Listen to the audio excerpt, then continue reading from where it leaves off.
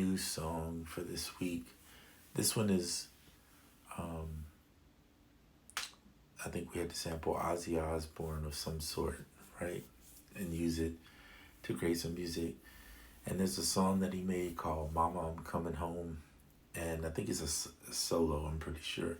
One of his solo performances, which I think is a cool little song.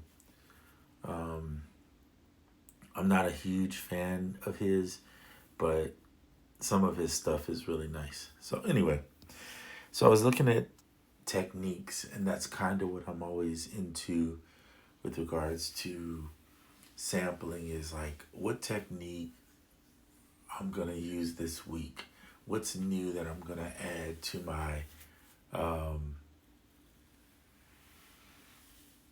to my skill set or whatever this week. So anyway, I started messing around and came up with something interesting.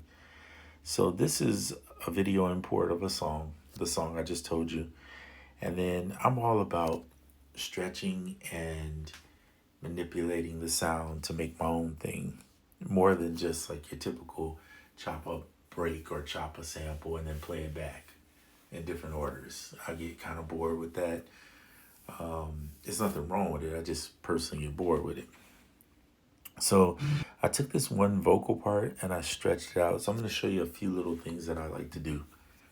So I took this small little vocal part and then I stretched it out 16 bars. And I use modern in here when I'm stretching it. Sometimes I use different ones and I'm going to show you that. And then I reversed it. And this is what it sounds like. So it's kind of like a little drone. Okay. But then I was messing around with this idea of creating a chop, or not a chop, but a stretch of 16 bars. Okay. And you moving it around. So creating glitch.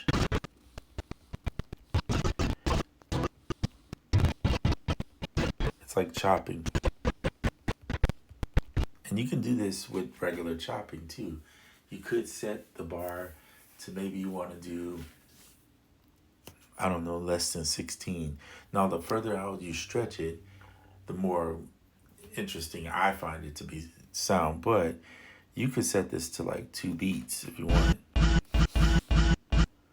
right? And then start.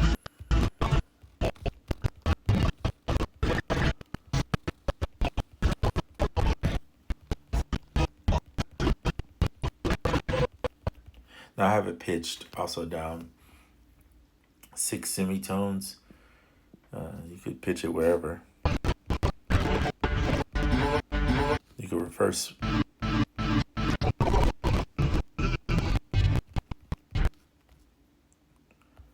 Or put it back at its normal.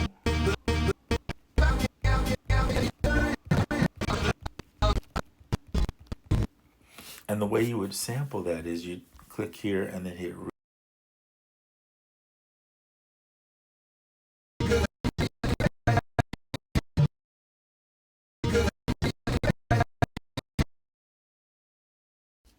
So I had to turn my mic off because I'm just using Koala.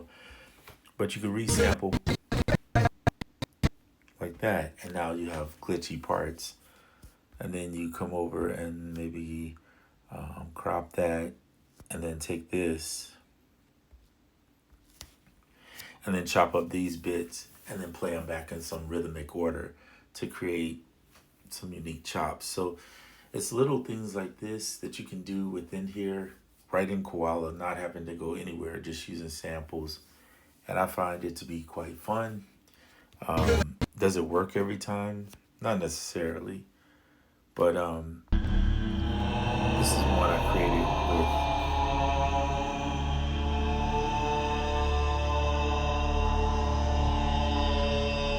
using vocals, right? And just, actually, I just took it from the main song. And what I did was I stretched it out 16 and I just used regular modern because I like to pitch it myself.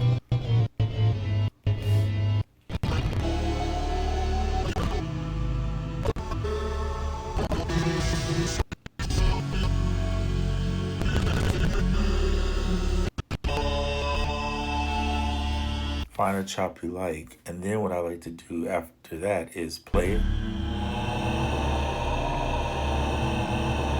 and use the reverse live. So what I mean by that is you're gonna press play while you're holding it, right? Make sure you don't do this on one shot, because if you one shot it, while it works, you could do that. You lose the idea of playing it live, so to speak, so that you can manipulate it. It's not that you couldn't just press one shot and go.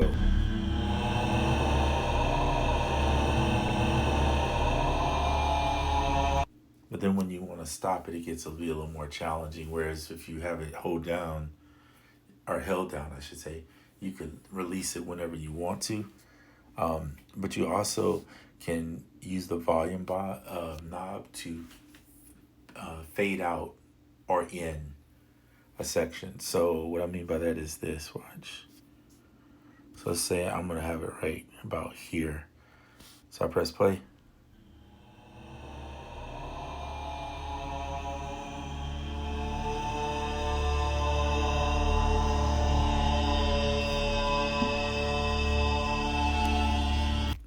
So you can fade in your parts and make it more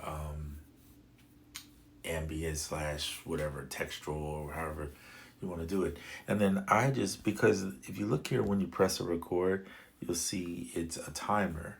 So you can use that little timer to tell you how many minutes you want to make of a song. Now, bars per, when you press a, see, I don't want to hear myself, but when it comes to the bars, you have to figure out what is the bars based on your BPM.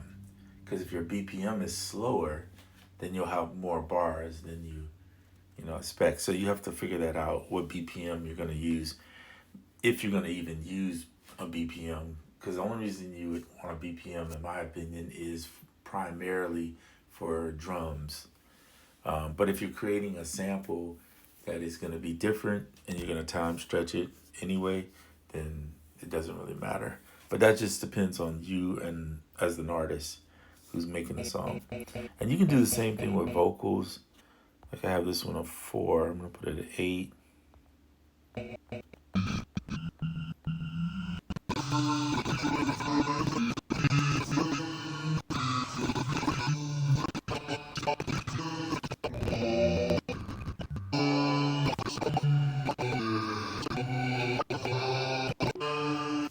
So same principle, or reverse it.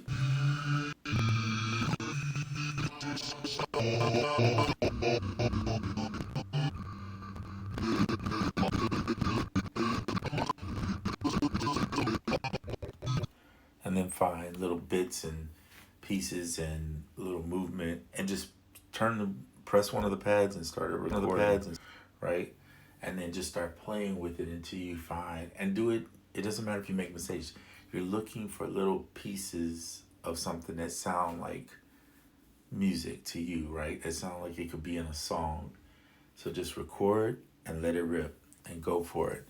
Make sure you set it to resample so you don't record your voice or something like what I'm doing right now. Just set it to resample and record that in. And anyway, that's the video. That's what I want to show you. That's how I've been using Koala lately when it comes to using a lot of time stretch and manipulating samples. And I know people typically sample with what I call the standard way of sampling, which is just find a loop and chop it and replay it in a different order. But when you're bored with that and you're looking for something to try different, start manipulating like this.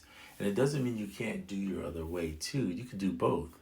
You just find a way to add in that with the manipulation with the chops. So what I do is I manipulate it and get these dronies type sounds or pad sounds, and then I go in and play over the top with an instrument, right? And it just gives it some different vibes. I mean, it's still sampling, it's just a different way. All right? Hope all is well, and I'll see you on the next one.